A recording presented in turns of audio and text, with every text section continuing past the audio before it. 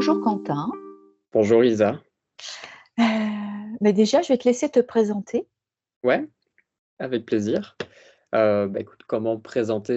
Donc Quentin, j'ai 27 ans. Je suis coach de vie et je fais de l'accompagnement sur euh, plusieurs thématiques. Il y a quand même une thématique qui revient souvent, c'est les personnes qui ont une forme d'hypersensibilité, de spiritualité qui est forte. Voilà, et je les accompagne dans le concret, on va dire. Et j'ai un parcours assez atypique. Voilà, j'ai toujours eu une forme de spiritualité très forte depuis enfant, ça m'a toujours guidé.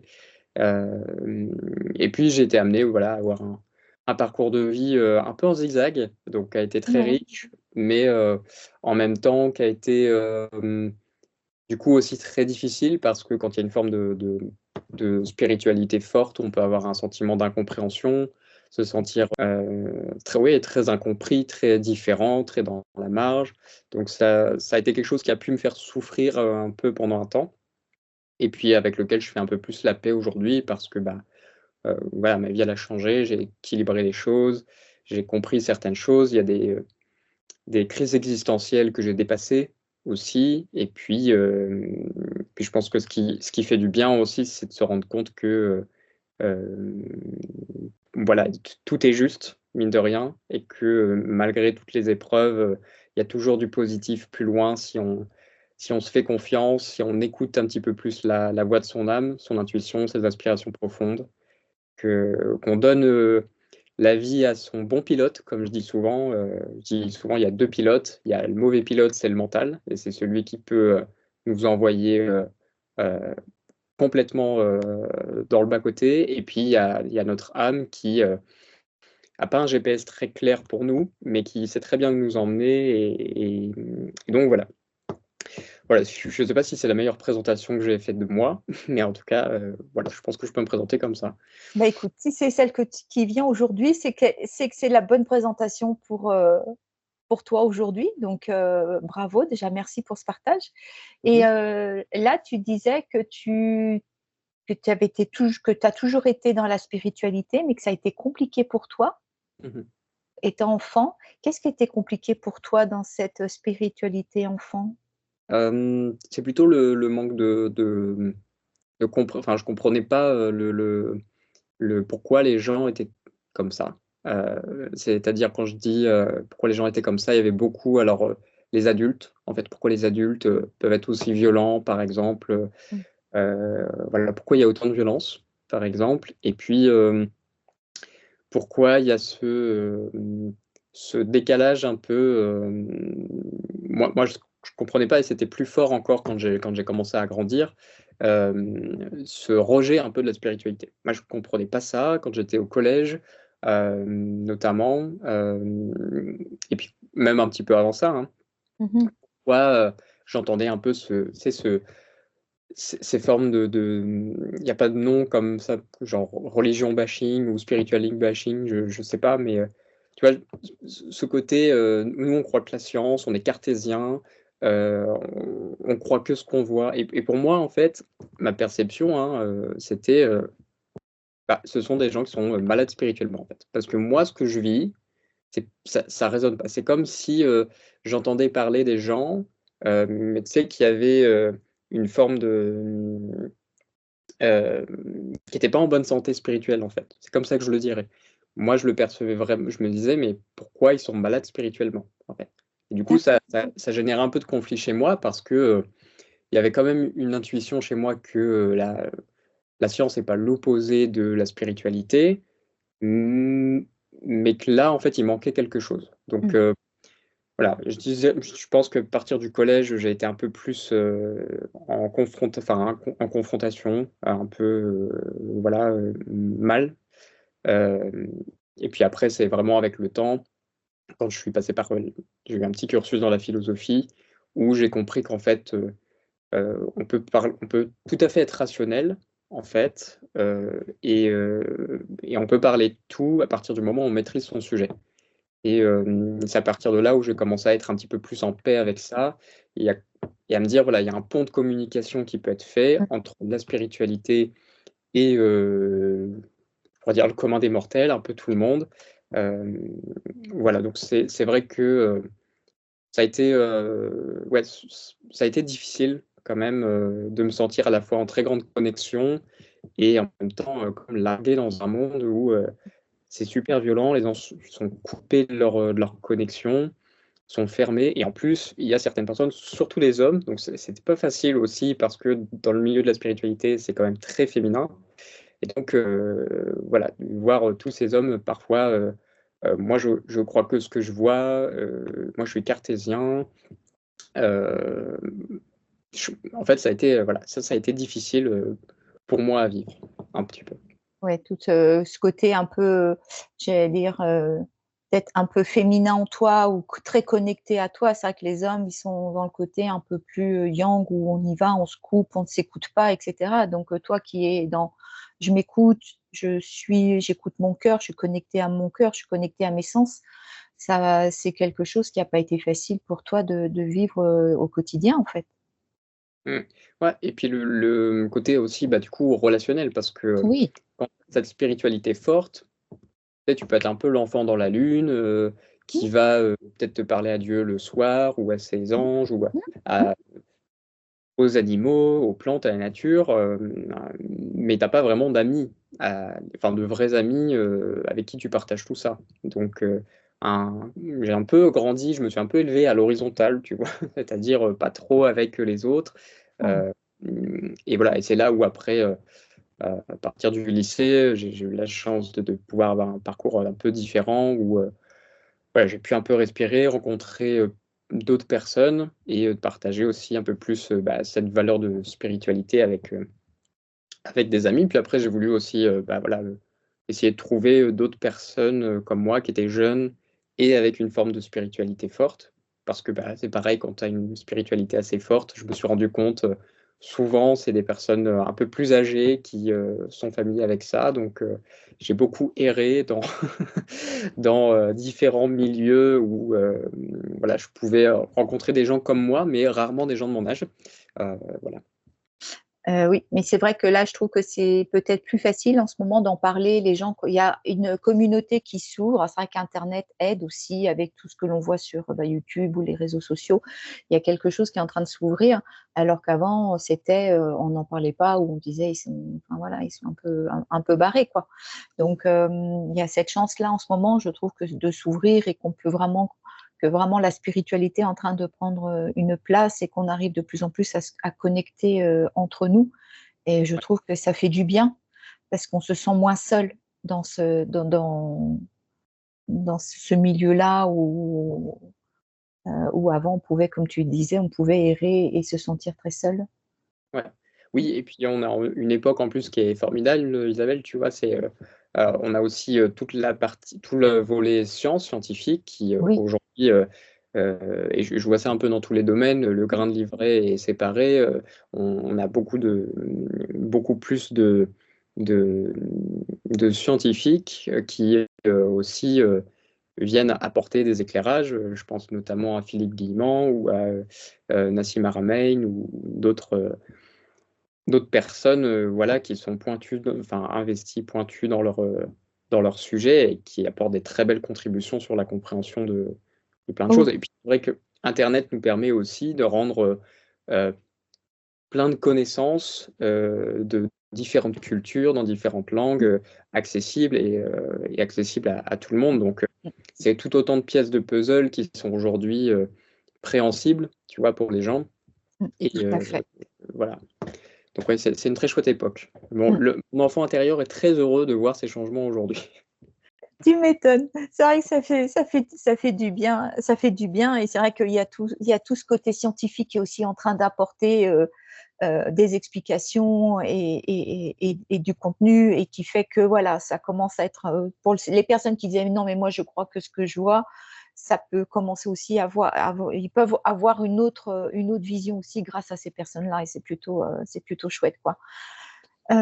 Et du coup, qu'est-ce que tu as fait de cette spiritualité? Parce que tu me disais, toi, tout à l'heure, avant que démarre cette interview, qu'il y a 2 ans, ta vie a vraiment changé. Ouais. Qu'est-ce qui s'est passé? Ah bah là, ça a été c'était une vraie nuit noire de l'âme forte, quelque chose que je pense je n'aurais jamais imaginé vivre, parce qu'il y a 10 ans de ça, pour moi, j'étais très au clair dans mon chemin et ce que j'allais faire de ma vie, etc. Notamment d'être coach, voilà, et d'accompagner les individus à se réaliser. Je pense que j'étais sur des bonnes rails pour me lancer, pour tout réussir si je voulais. Mais ça a été les changements dans la matière qui ont été compliqués à faire. Et je me suis retrouvé en fait dans un chemin. Je pense que je me suis perdu au fur et à mesure. Voilà, j'ai comme vraiment perdu mon âme en fait au fur et à mesure. Et du coup, en devenant profondément triste et dans l'incompréhension, fade en fait, tu vois, d'avoir une vie qui me semblait fade, me sentir moi-même fade.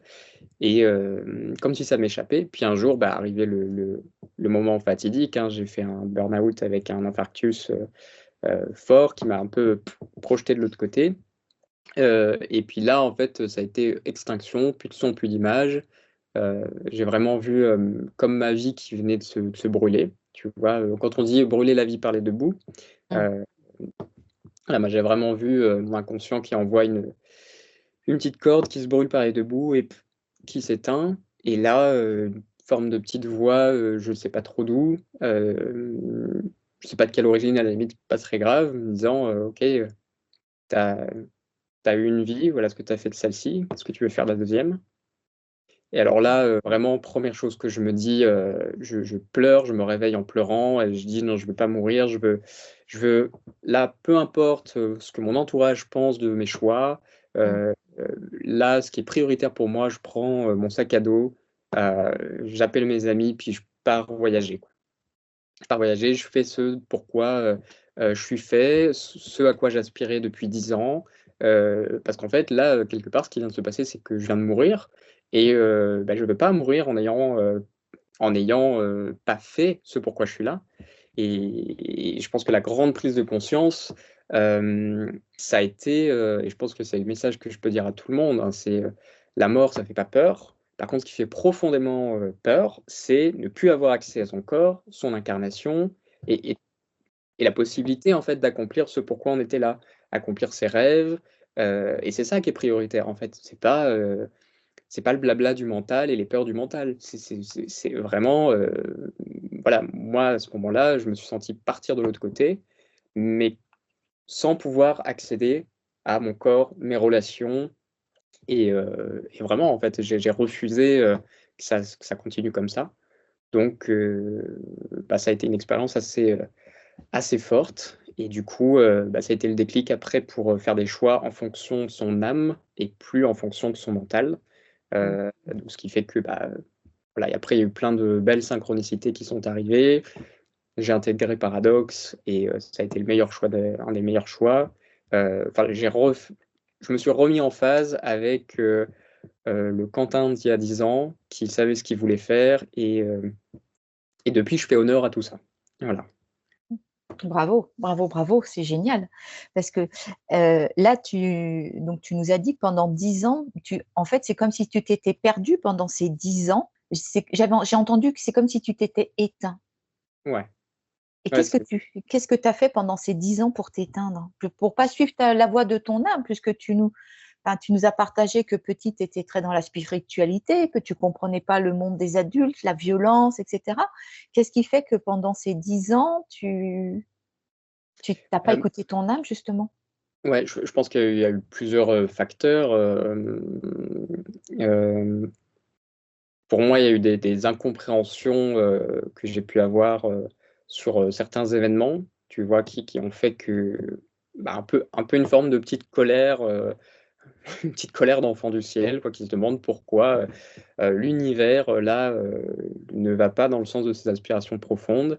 Donc ça a été, soit des formes de séparation, soit, des difficultés financières aussi, parce que ça Mmh. ça a vraiment fait partie de mon chemin et ça a été des questionnements. Voilà, et puis, je pense que, oui, je me suis retrouvé un petit peu, comme ne pouvant plus bouger, tu vois? Pris dans une forme de routine, j'arrive il y a aussi quelque chose dont tu vois, dont j'ai besoin de parler, c'est le fait quand tu as une forme de forte spiritualité, des fois, ou un profil atypique, puisqu'on pourra peut-être amener à en parler, mais j'ai un profil atypique.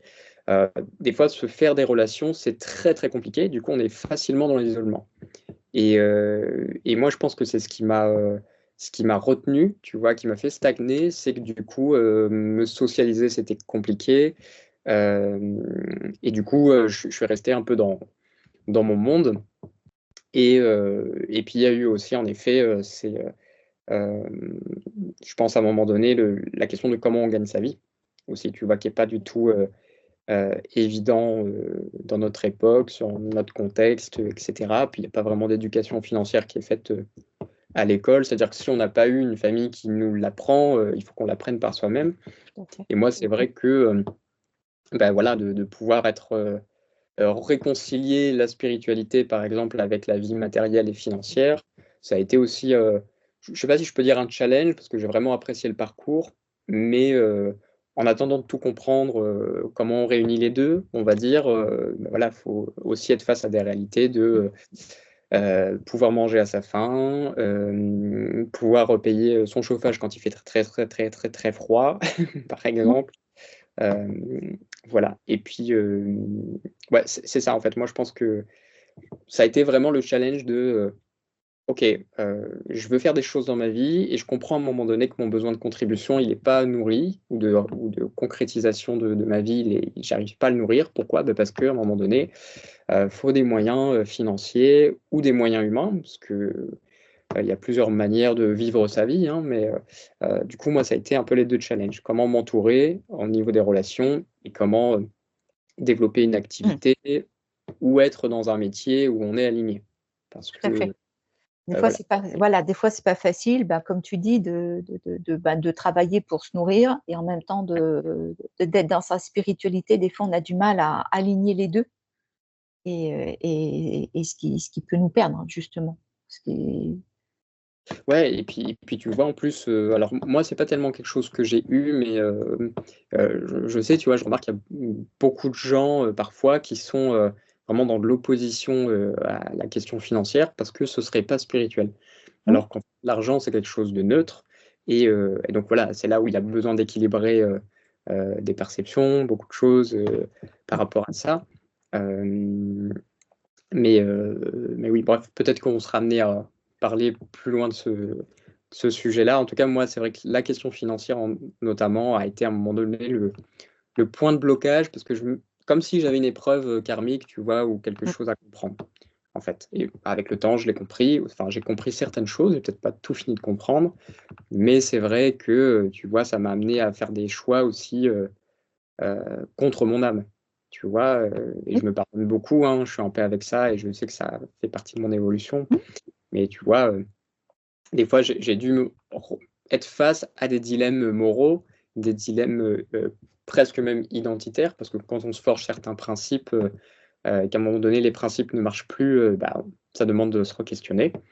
Donc voilà. Mais aujourd'hui, ça a quand même plutôt bien changé, ça. Mmh. Ah, c'est génial, c'est génial. Et donc là, tu disais que tu avais intégré l'école de Paradoxe, l'école de coaching de David Laroche. Qu'est-ce que ça t'a apporté? Comment tu te sens? Ah bah, incroyable, hein. Incroyable, le plus fort, c'est qu'en fait, il y a 10 ans de ça, j'avais vu un petit peu quelque part mon futur, tu vois? Des formes d'intuition où je me voyais coacher des gens, être formé, par, certaines personnes, tu vois? Un peu sages et bien avancées dans ça.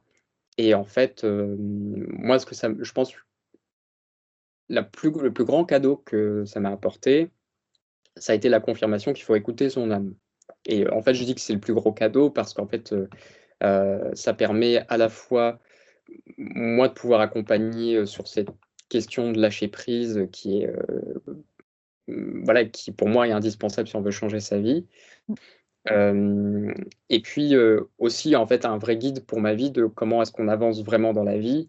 Faut sortir justement de ce côté mental, rationnel qui peut avoir des peurs financières parce que, c'est vrai que choisir de payer une formation longue, sérieuse, dense, bah, c'est un investissement en temps, en argent, en énergie, mmh, mais tu vois, les choses sont très bien arrangées, en fait.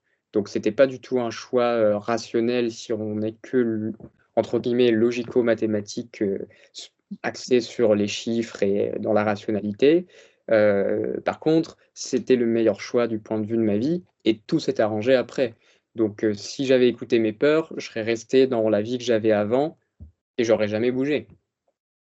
Et en fait, là, aujourd'hui, ça a été challengeant. Oui, ça m'a sorti profondément de ma zone de confort et d'aisance, et peut-être, je pourrais me dire, quelque part de sécurité, mais ça s'est tellement vite arrangé et tellement en bien que moi, aujourd'hui, je me sens sur mes rails, en fait. Et puis, je me sens en sécurité, je me sens bien. euh, j'ai- je vois l'impact que j'ai sur certaines personnes. Enfin, c'est incroyable. Et puis, toute cette communauté humaine paradoxe, où c'est le terreau des opportunités positives, où il y a moi qui suis multipotentiel, qui fait plein de projets, j'ai trouvé énormément de collaborateurs, collaboratrices. Je suis investi aussi dans l'école pour créer des projets, faciliter l'apprentissage. Enfin, je me sens à ma place. Donc, ouais, ça m'a énormément aidé. Puis évidemment, il y a le fait de pouvoir être coaché soi-même très très régulièrement qui fait que la courbe de progression, elle est incroyable. C'est exponentiel en fait. Les sauts quantiques que j'ai pu faire, ils sont, ils sont nombreux, hein. Et donc voilà, donc il y a plein de gens quand même qui ont trouvé que j'étais dans un mieux-être. Parce qu'étant assez solitaire, voilà, j'ai pas toujours mon entourage autour de moi, mais en tout cas, on m'a dit que il y avait un mieux-être. Et puis, bon, les gens comprennent toujours pas ce que je fais, mais c'est pas très grave. Moi, je vois, j'ai vraiment décuplé mes projets. Je me suis fait des amis sincères. Puis voilà, il y a plein de projets maintenant qui démarrent. Mon activité financière, enfin mon activité euh, à mon D'ac compte aussi a oui, permis, oui, voilà, d'accompagner les gens, oui, ça y est, ça démarre en fait, c'est ça que c'est ça. Et puis même avant ça, tu vois, aussi quand il a fallu retrouver du travail, être aligné, parce que voilà, j'ai fait aussi des retours en salariat, j'ai pu intégrer l'entreprise qui me tenait à cœur, voilà, enfin, j'ai vraiment accompli différents succès, tu vois, avec cette école, et dans des choses aussi bien des formes de grands objectifs, tu vois, que des choses beaucoup plus simples, des petits changements du quotidien, des petits changements intérieurs, des choses en lien avec les relations, tu vois, qui sont très concrètes, tu vois, pour la vie d'un humain. Euh, donc, ouais, meilleur choix je pense, si je prends les 10 meilleurs choix de ma vie, celui-là, il arrive vraiment dans le top 3. dans le top 3. Ouais. Mhm. Mais en fait, dans tout ce que tu nous partages et dans ce que j'entends, c'est, heu, une fois qu'on est pleinement aligné à nous en fait, à notre être profond, heu, tout s'aligne à l'extérieur, hein. Mm. Et c'est ce que tu dis, même s'il a fallu que tu retournes dans le salarial parce que, bah, au bout d'un moment, il faut payer son loyer, il faut payer son chauffage, enfin, il faut payer tout ça comme tu disais. Et même là, du coup, tu as pu aller travailler dans la société, Ouais. qui te convenait. Ouais, tout à fait. Même si ça n'a pas été l'expérience qui s'est réalisée comme je voulais, j'ai le sentiment que voilà, l'univers, il m'a donné là, à ce moment-là, ce dont j'avais besoin, ce qui était dans mes Mmh. valeurs. Euh, et alors, en même temps, ben, voilà, les compréhensions que j'avais à avoir, quoi. C'est-à-dire que c'était euh, un très beau cadeau sur plein de plans relationnels, de pouvoir voilà, de voir aussi que c'est pas parce qu'on a eu toute une carrière dans un domaine qu'on ne peut pas transiter dans un autre et que c'est possible. Parce que un profil comme le mien ont vraiment des parcours en zigzag et des fois réintégrer une filière complètement différente, c'est compliqué. Donc voilà, ça a été une expérience ressource incroyable qui m'a vraiment permis de rebondir. Et puis, enfin, voilà, c'est une loi que je commence à comprendre de l'abondance que en fait, quand on est connecté à ses aspirations profondes et qu'on s'autorise vraiment à aller vers ses désirs, tu vois, ses aspirations profondes, les choses se mettent en place. Alors, c'est jouer avec le subtil, c'est toujours un peu comme avancer un petit peu dans la brume, tu vois, mais qui s'éclaire au fur et à mesure. Mmh. Euh, Mais très honnêtement, oui, je confie beaucoup moins ma vie à mon mental et à ses peurs. Euh, Parce que je vois bien comment on peut rester dans une vie qui ne nous ressemble pas à cause de ça. Tout à Et fait, ça peut tout à durer fait. des années et des années qui ressemblent à des siècles. Oui, oui, Que oui. les crises existentielles, elles arrivent vite là après. Mm. Et on se perd et on s'éteint On aussi. se perd, on s'éteint, on perd Mm. son âme, on ouvre pas les morceaux, on finit comme une ampoule éteinte, tu vois. Ouais, c'est la bonne image, tu vois, une ampoule qui s'est éteinte, le filament s'est éteint et ça se fissure tout autour. Mm. Sauf qu'on Ouais. n'est pas venu pour réaliser ça. On a Non, non, non. de belles choses non seulement à vivre personnellement, et puis à offrir au monde aussi. Parce que voilà, je pense qu'une des plus grandes joies aussi, on la trouve en faisant des choses pour le monde. Tu vois, il y a notre vie, bien sûr, mais en allant vers ce mouvement, tourner vers l'extérieur, tourner vers les autres, tourner vers le monde, tourner vers la nature, peu importe. Je trouve qu'aussi c'est un bon accélérateur d'accomplissement de sa vie, de son âme, etc. Mais c'est vrai que, en fait, on est tous interconnectés. On est des individus, mais interconnectés avec tout ce qui est vivant autour de nous, puisqu'on on n'est que vibration. Donc, donc, on rentre en vibration avec les personnes qui sont, enfin, avec le vivant autour de nous. On est pleinement connecté et on est très nourri aussi du coup, par les autres, parce qu'on rentre en connexion avec les autres et il y a une résonance. Ouais. Et ce que tu viens de partager, ça me fait penser au livre Kilomètre Zéro. Oui, Je sais, salut. tu l'as pas lu. Non. Écoute, franchement, je t'invite à le lire parce que justement, c'est un peu cette histoire-là d'une femme qui vit en France, femme d'affaires, submergée, débordée, à courir partout et qui doit aller chercher quelque chose pour une amie enfin, il faut qu'elle monte la Napurna, mais elle l'a jamais fait. Et en fait, elle se rend compte pendant tout ce cheminement, elle se rend compte et elle se rend compte comment elle s'est fourvoyée en pensant qu'elle avait une vie très équilibrée, très épanouie, etc. Et en fait, bah, pas du tout, quoi. Et, et c'est vraiment c'est son chemin initiatique qu'elle a entrepris en allant chercher un livre pour son ami. Donc, c'est un peu, toi, enfin, c'est un peu ce que tu nous as partagé aussi, quoi, que tu t'étais perdu et si en fait on se rend compte, on suit ce qui est super important pour soi, la vie met devant nous ce dont on a besoin, en fait. Mm. Et tout à fait, c'est tout à fait vrai, Isabelle, et c'est là où ça m'invite à compléter, tu vois, en disant qu'il faut savoir regarder aussi, Oui. parce que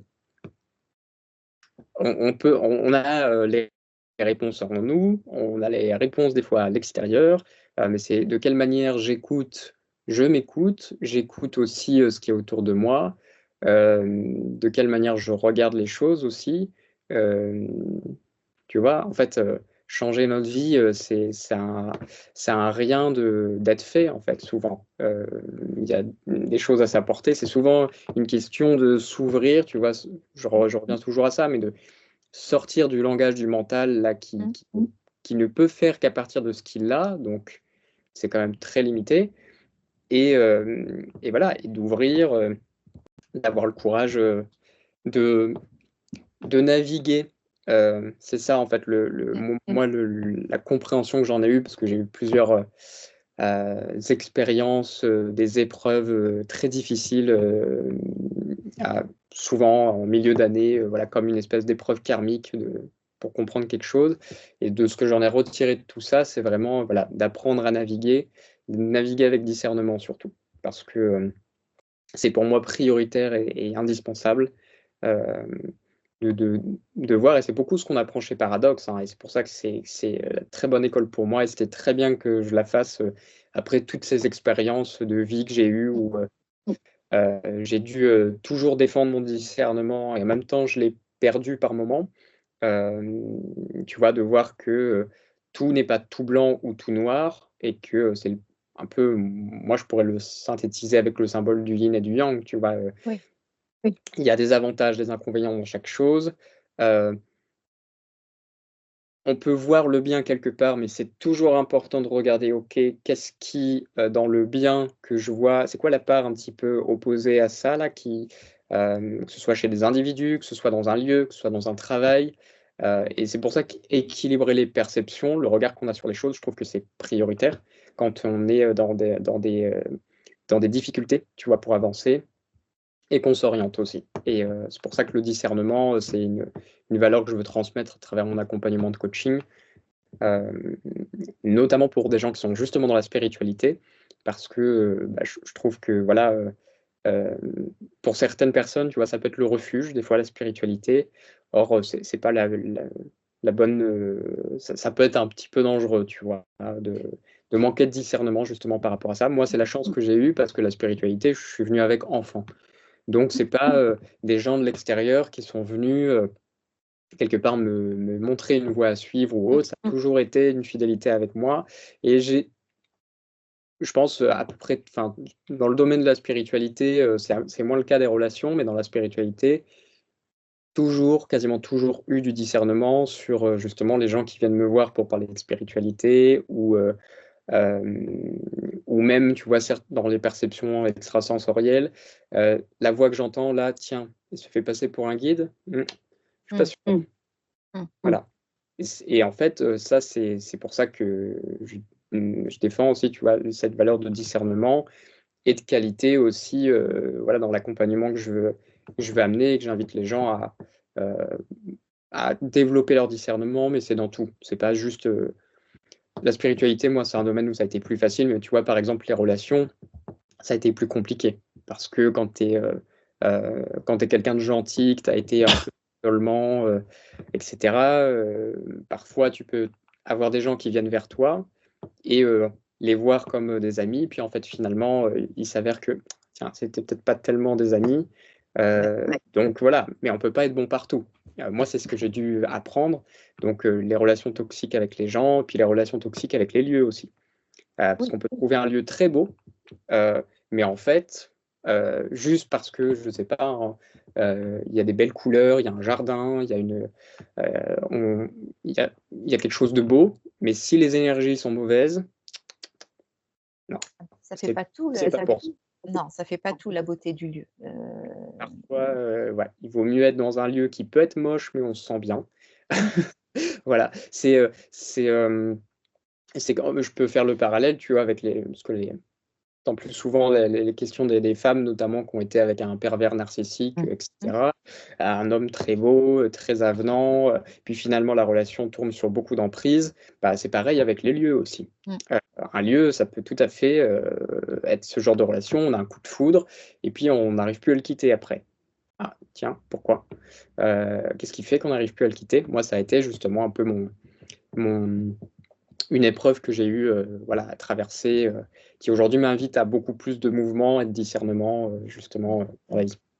Oui, parce que c'est vrai qu'il y a des lieux, il y a des régions qui ne nous correspondent pas énergétiquement aussi, tu vois?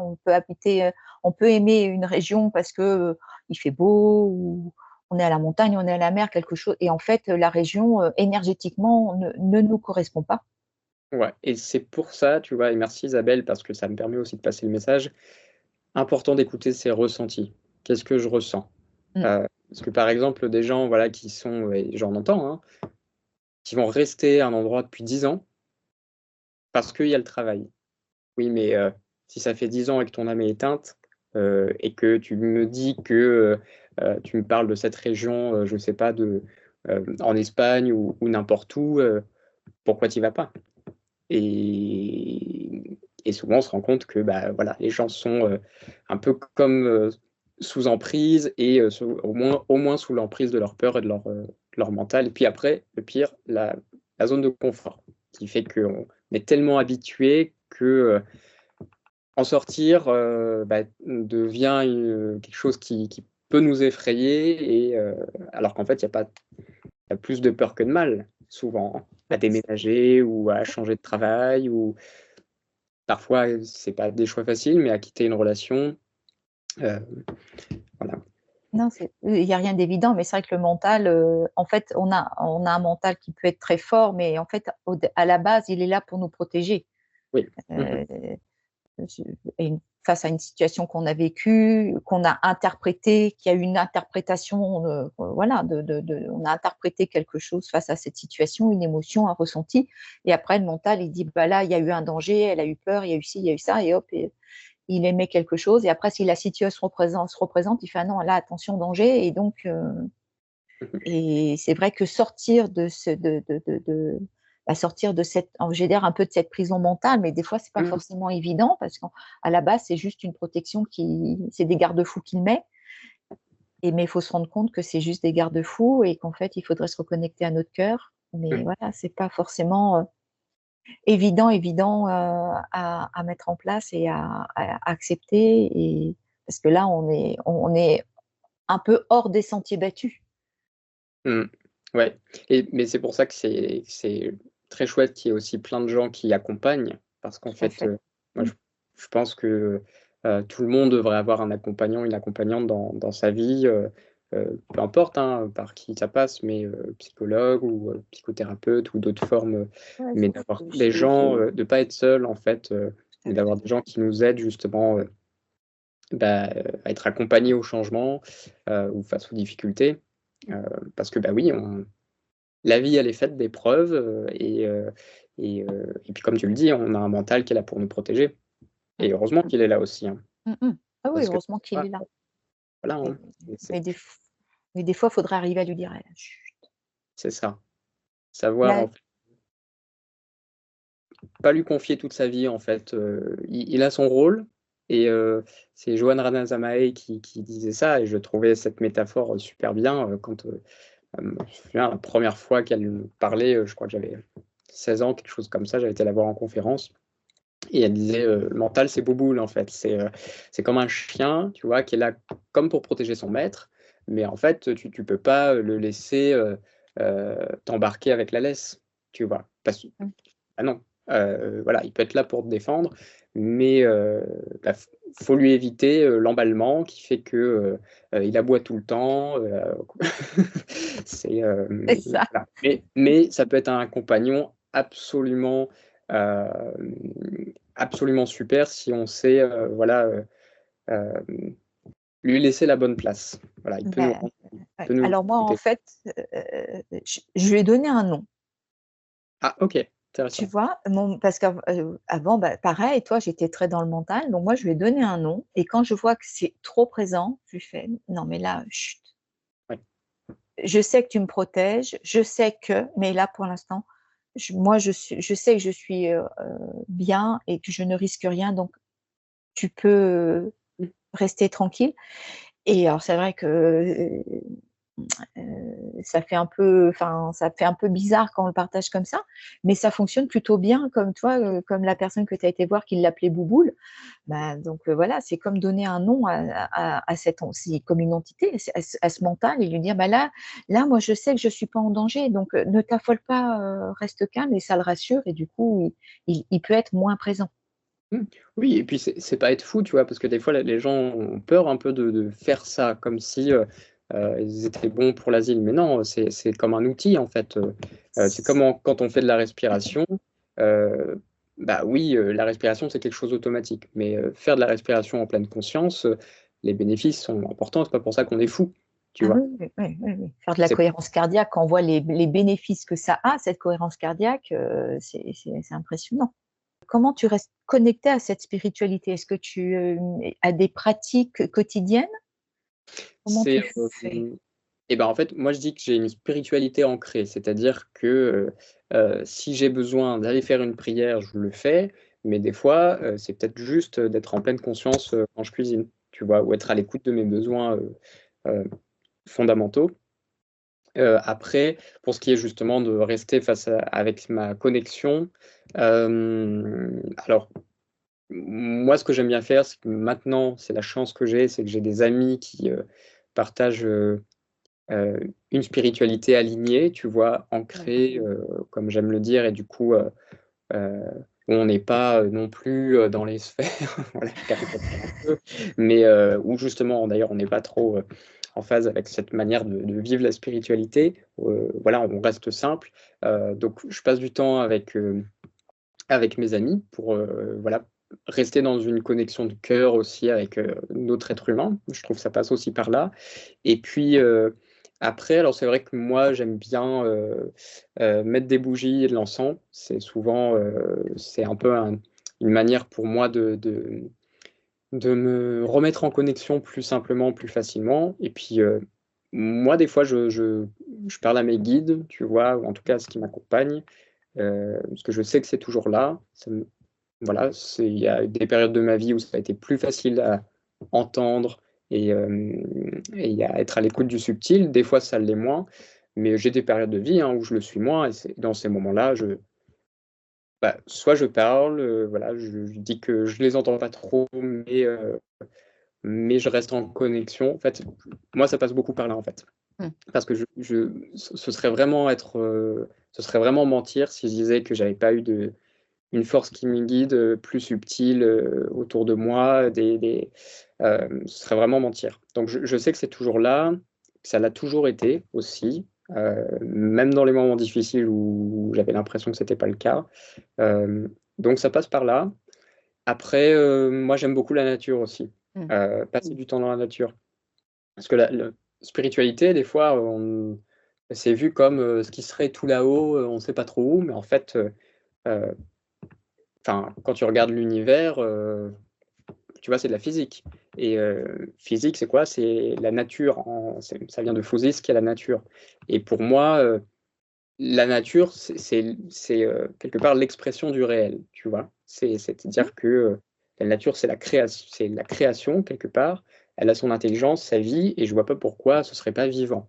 Donc, tu vois, j'ai aussi une spiritualité. Quand je dis une spiritualité ancrée, ça passe par faire l'expérience du physique, en fait. Donc, ça passe aussi pour moi par me connecter à mon corps, sentir toutes les me rappeler aussi que j'ai des cellules qui communiquent entre elles, m'alimenter en conscience sainement aussi, boire de l'eau saine. Donc ça passe aussi par des choses qui sont très concrètes en fait. Et c'est pour ça que pour moi la spiritualité c'est quelque chose qui n'est pas spécialement inaccessible. En fait c'est vraiment en fonction, tu vois, de ce dont j'ai besoin. Après, moi, c'est vrai que j'ai besoin de me retrouver dans mon chez-moi avec voilà, mon environnement qui me ressemble et d'avoir. C'est aussi le moyen de me reconnecter. Ça. Et puis, bien sûr, bah oui, il y a aussi, je choisis aussi les gens qui m'accompagnent où je peux être dans le dialogue par rapport à ça pour progresser justement aussi dans ce pourquoi je suis là sur Terre, en fait, que ce que je sais depuis enfant, voilà, de rester connecté en fait à la raison profonde de ma vie. Je trouve que ça, c'est voilà, ça, c'est ce qui permet que tout le reste s'arrange, on va dire, après. Pour rester connecté à tout ça, toi, c'est vraiment dans le quotidien que tu te connectes tout le temps par ton alimentation, l'eau que tu bois, la balade que tu fais en forêt, connecté à un arbre. C'est pas forcément faire une demi-heure de méditation tous les matins. Ou pour certaines personnes, ça peut même paraître trop lourd à faire parce elles se disent j'ai pas le temps de rester une demi-heure assise, mais en le faisant dans son quotidien, en étant, en fait, tu es dans l'instant présent à chaque instant. Ouais, j'essaie de l'être le plus possible, en tout cas. Je propose aux gens d'aller voir s'ils peuvent se prendre une plante, la mettre sur leur bureau, par exemple. Mais la nature, enfin, se mettre au diapason de la nature, je trouve que c'est voilà, c'est thérapeutique. C'est Ouais. thérapeutique, c'est gratuit. Donc, voilà, parce que des fois, j'en dis j'aimerais me faire accompagner, mais financièrement, c'est compliqué. Bah, des fois, le meilleur accompagnement, c'est la nature qui peut le faire. Hein. Donc, voilà. Comme tu disais, tu as utilisé le mot diapason. Quand on est au diapason avec la nature, on est au diapason avec nous-mêmes, en fait, parce Ah, que on est en telle résonance avec que tout est, enfin, on est interconnecté, donc tout est juste, en fait. oui, puis on vient de là, tu vois, c'est notre maison. La nature, c'est notre maison commune, c'est notre maison. Mm. Voilà, c'est pas parce qu'on a construit des villes que enfin, les lois de la nature, elles restent immuables. Donc, Ouais, tout à fait, tout à fait. Quel conseil tu donnerais à quelqu'un voilà, qui vit une période un peu comme la tienne, ou qui a vécu un burn-out, ou qui est en recherche de spiritualité, en recherche de sens? Quel conseil tu lui donnerais? Faites-vous accompagner. C'est honnêtement, c'est la chose, enfin, c'est sincère, hein. C'est pas du tout parce que je propose de l'accompagnement, parce qu'il y a plein de gens qui le font, mais vraiment faites-vous accompagner parce que seul, ça peut durer longtemps. Ça peut durer très longtemps, et quand justement on est dans des formes de crise existentielle, je le disais tout à l'heure, hein, les années peuvent paraître des siècles, ça finit par être très dur. Donc en fait,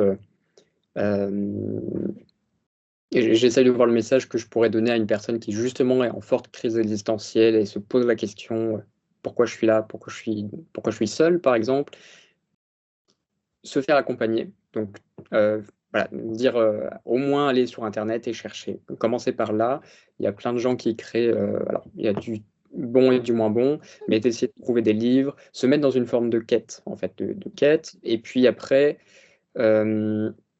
avoir du discernement entre son mental et son âme. Mais ça, c'est pas spécialement facile, surtout en plus, des fois, il y a le facteur environnemental, parce que quand on est dans une ville, par exemple, avec toute la pollution, le bruit, les peurs, c'est compliqué parfois d'entendre la voix de son âme. Donc je sais pas si c'est le meilleur conseil, mais oui, faites-vous accompagner. Et puis après, comme je le disais, hein, il y a la nature, si jamais c'est juste une question économique quelque part, ou de peur par rapport à ça, voilà, d'aller dans la nature. Et après, parce que je suis généreux en apport, conseil, se reconnecter à des moments de notre vie, du passé, où il y a eu une forme de une expérience, quelque chose qui, comme voilà, quelque chose qui nous a un peu plus ou moins laissé un message. Puis se rappeler que on est en vie, donc il y a peut-être une raison à ça. Il y avait plein de spermatozoïdes, hein, qui pouvaient, qui avaient le potentiel pour, voilà, mais il y en a eu qu'un seul qui a passé la membrane. Et puis après, voilà, voir du monde Mmh. aussi. Enfin, voir du monde, aller sur des événements. Spiritualité, pas forcément, ça c'est aussi, en fait, par rapport à ses valeurs. C'est ça, Voilà. c'est par rapport à soi. Bah, faire quelque chose par rapport à soi qui nous appelle et qu'on n'a peut-être jamais osé faire, Mmh, par peur de déranger, par peur de rencontrer, sortir un peu de sa zone de confort. Mais quel est le petit pas, en fait, qu'on peut faire aujourd'hui, qui va nous amener vers ce qui va nous nourrir un peu plus? mmh, ouais. Donc ça peut être, je sais pas, un groupe de parole, aller se balader, comme tu dis, aller un peu plus, dans la nature, acheter un livre de développement personnel, ou un livre qui va nous nourrir, même du développement personnel romancé, comme le livre Kilomètre Zéro. C'est un livre de développement personnel, mais très romancé et très accessible, très accessible. Et tu as partagé quelque chose, et il y a une résonance dans quand tu as dit: «C'est peut-être un message que quelqu'un va venir nous parler dans le métro». Et une fois, j'étais à Paris, il y a un monsieur qui est venu me parler, mais un monsieur très âgé qui venait de perdre sa femme, et je sais pas, enfin, il m'a raconté ça. Et on s'est mis à discuter, et il m'a dit: «De manière, dans la vie, quand on veut, on peut». Mmh. Et ça a eu une résonance en moi à ce moment-là. J'avais vraiment besoin d'entendre ça. J'ai jamais revu ce monsieur, hein, mais on a discuté. Il m'a dit: «Mais non, mais quand on a envie forcément de quelque chose, mais vraiment profondément, quand on veut, on peut. Mmh. On peut tout, on peut soulever toutes les barrières». Et là, tu vois, quand tu l'as dit, je l'avais oublié, ce monsieur. Et merci, Ouais. merci de ce message, Quentin, parce que vraiment, ça a une résonance particulière, en moi, tu vois? Et je Mmh. repense à ce monsieur-là sur le bord d'un trottoir à Paris, dans le 18e. Je me souviens, c'était en face de la mairie du 18e arrondissement, donc c'est pour me dire qu'il m'a marqué, ce monsieur. Mmh. Donc c'était vraiment, Ouais. vraiment chouette. Pourquoi pas. Comment t'envisages ta vie dans 5 ans, toi? Là, avec, cette formation, toute cette spiritualité avec laquelle tu as renoué, Mmh. que tu nourris. Ouais. Et bah, écoute, alors dans 5 ans, toujours je pense, dans l'accompagnement, dans une forme d'accompagnement, en tout cas des gens, peut-être plus autant tout seul, parce que j'ai vraiment envie de construire quelque chose en équipe pluridisciplinaire qui soit qualitatif et sérieux pour accompagner les gens. Mais là, au-delà de la partie professionnelle, oui, je me vois complètement sur le chemin de ce que ce que j'ai toujours eu envie de réaliser, ou ce à quoi je suis amené, en fait, rester sur la voie de mon destin, en fait. Donc, beaucoup plus à voyager dans le monde, beaucoup plus à avoir construit des projets, avoir créé une communauté de gens aussi. Je pense que c'est important, tu vois, pour moi de le faire, mais même en fait, voilà, aujourd'hui, justement, c'est une joie de notre époque, c'est qu'il y a énormément de communautés en ligne ou hors ligne, mais voilà, aujourd'hui, si justement dans sa vie on n'a pas l'entourage qu'il nous faut, grâce à Internet, on peut trouver plein de communautés qui sont fédérées autour de valeurs et de projets positifs, et ça met en mouvement en fait. Ça met en mouvement. Donc, c'est quelque chose que je fais beaucoup, hein. J'ai un leadership assez facile, donc je crée plein de petites communautés, etc. Donc, je pense que je me vois avoir voilà, l'idée quand même plein de mouvements, plein de projets, et puis après voyager beaucoup plus dans le monde. Voilà, il y a plein de belles choses à faire dans le monde entier. Voilà, à l'extérieur de notre pays, tu vois, et puis aussi voilà, de m'ouvrir enfin, d'oser aller là où mon âme a envie d'aller, en fait. Voilà. Quelle est la plus grande leçon que tu as apprise sur toi-même? Que sur moi-même, alors c'est bizarre parce que ce sera un message en même temps universel pour tout le monde, mais la plus grande chose que j'ai appris sur moi-même, c'est que, alors je vais essayer de pas le dire au nous, tu vois, ou au on, mais si je reste au je, moi c'est une loi universelle chez tout le monde. C'est ce qui fait que je coach les individus, c'est que je suis un individu à l'intérieur qui peut être qui a une forme je parle de semence d'étoile. C'est le meilleur mot pour exprimer l'idée, et qu'en fait c'est ça ma véritable identité quelque part. Et c'est difficile à mettre en mots, mais c'est vraiment moi, à mes 17 ans, ça a été clair, à force de justement d'être dans du bien-être, la connaissance de soi, la connaissance de mon âme, de comprendre qu'en fait, je peux être un être hautement individualisé qui n'est pas quelqu'un d'égoïste, mais qui est quelqu'un d'autrement individualisé, et qui est, bah, voilà, comme une étoile parmi toutes les étoiles dans l'univers, et que, en fait, je suis unique. Donc ça peut faire prétentieux, tu vois, dit comme ça, mais je pense que c'est un message qui est important. Pour moi, à mes 17 ans, c'est vraiment la plus belle chose que j'ai appris sur moi, et ce que j'ai, je pense, compris sur la beauté qu'il y a en chacun. C'est qu'il y a quelque chose d'absolument unique en chacun, et que c'est un trésor inestimable qui est.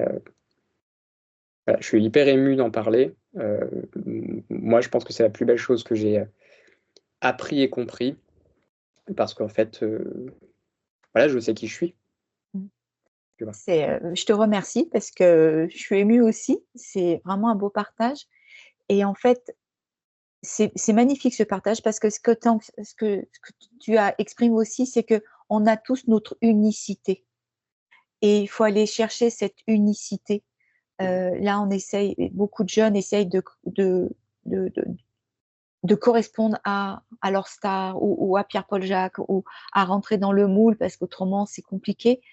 Mais c'est important aussi d'aller chercher cette unicité, ce côté unique que l'on a en nous, et on est tous dans notre unicité, mais du coup on est dans notre authenticité, et qui fait qu'après, dans cette unicité, dans cette authenticité et dans cette vulnérabilité qui est une force, beaucoup de personnes pensent le côté vulnérable comme quelque chose un peu de faiblesse, mais pour moi, c'est une force, être aussi dans ta vulnérabilité, authenticité, unicité, et qui va te permettre aussi après de rentrer en interconnexion avec les autres, mais dans ce que tu es toi, dans ta vérité en fait. Justement, j'allais clôturer par cette dernière question. Qu'est-ce que tu souhaites que les gens retiennent de ton histoire? Surtout que ça fasse résonance avec eux, c'est-à-dire, moi quand je prends mon histoire, c'est l'histoire de Quentin qui à 17 ans voit son étoile d'âme, voilà, et qui avance avec certitude sur l'individu qu'il est et qui a une pleine confiance dans son futur et ses ressources. Mais ce que j'ai envie que les gens retiennent, c'est que c'est pas parce que c'est moi, c'est que c'est chez tout le monde. Donc en fait, voilà, j'ai presque envie de dire, vous n'avez pas besoin de moi du tout. Et ce serait super que je puisse me dire, le coaching, ça marche plus pour moi. Ça fonctionne très bien, mais que voilà, de me dire, ça y est, les gens ont la clé et ils peuvent ensuite aller impacter les gens et aussi les aider à aller vers ça. Donc oui, et pour commencer de manière concrète, je leur dirais voilà, de connaître leurs valeurs et puis d'aller vers leurs valeurs en fait. Qu'est-ce qui est important pour eux? Qu'est-ce qu'ils aiment? Qu'est-ce qui les anime? Et faire confiance à ça, et puis de rejoindre voilà, aussi des communautés, rejoindre du monde, pas être dans l'isolement. Et justement, comment est-ce qu'on va rejoindre une communauté, un groupe, des amis? On connaît ses valeurs et on les choisit en fonction de ça. Voilà. Super. Écoute, merci Quentin pour tout ce partage. Avec le cœur, Isabelle. C'était très enrichissant. J'espère que ça va aider les personnes qui vont regarder. J'espère que ça va les aider sur leur chemin. Je leur souhaite aussi vraiment de leur faire ce cadeau aussi, de ne pas rester dans la solitude quand ils souffrent, de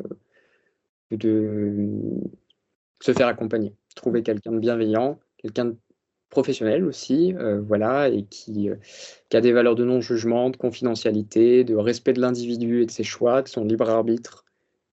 Voilà. Et ouais, je leur souhaite de vraiment. Oui, de rencontrer quelqu'un, et autrement rentrer dans des groupes, si au début c'est compliqué de se faire accompagner, mais comme tu disais, ne pas rester dans la solitude. C'est ça, et sortir aussi toujours aussi avoir le discernement, hein, le but c'est pas de tomber dans des groupes un peu, voilà, Non.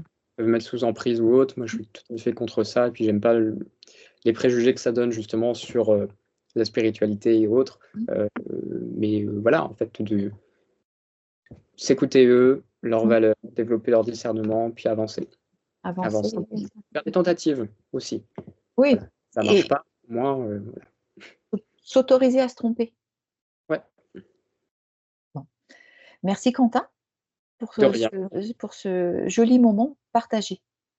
Avec le cœur, Isabelle. Et puis au plaisir voilà, de faire quelque chose, que ça débouche sur quelque chose d'autre après cette interview, voilà, qui Avec grand plaisir. soit avec toi en partenariat peut-être un jour, ou en tout cas j'ai pleine confiance sur le fait que cette interview il aura contribué et qu'il aura apporté aux gens. Oui, j'espère aussi, et on va faire tout pour, voilà, on va faire tout pour. Ouais. Merci beaucoup.